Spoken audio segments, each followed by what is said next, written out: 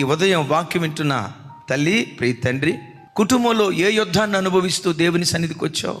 ఏ యుద్ధాల మధ్యలో సతమతమైపోతూ బ్రతకాలో చావాలో అర్థం కాక శరీరాన్ని ఏలుబడి చేస్తున్న రోగాన్ని బట్టి విసిగిపోయేవేమో.